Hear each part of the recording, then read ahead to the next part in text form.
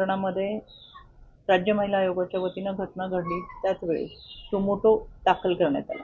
यामध्ये वैष्णवी हगवणे यांची कोणतीही तक्रार राज्य महिला आयोगाला नव्हती, पण त्या पाठीमागची पार्श्वभूमी मयुरी हगवणे यांच्यासाठी त्यांचे बंधू मेघराज राजेंद्र जगताप यांनी राज्य महिला आयोगाला 6 तारखेला मेल केला होता आणि तक्रार दाखल केली। त्या अनुषंगाने 7 तारखेला राज्य महिला आयोगाच्या वतीनं बावधन पोलीस स्टेशनला पत्र पाठवून त्याच्यावर कडक कारवाईचे निर्देश दिले होते आणि त्या अनुषंगाने 7 तारखेला ही FIR दाखल झाली होती।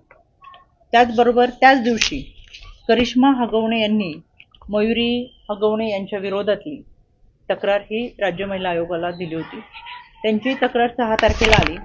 7 तारखेला राज्य महिला आयोगाच्या वतीनं बावधन पोलीस स्टेशनला ही तक्रार पाठवून त्यांचं काय म्हणणं आहे ते ऐकून घेऊन अहवाल सादर करण्याच्या सूचना दिल्या आणि त्या अनुषंगाने ही FIR 7 तारखेला दाखल झाली।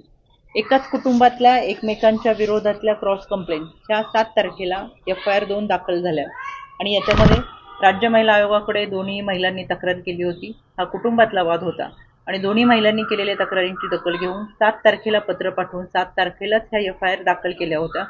24 तासाच्या आत दिलेल्या तक्रारीवरती राज्य महिला आयोगाच्या वतीनं कारवाई करण्यात आली।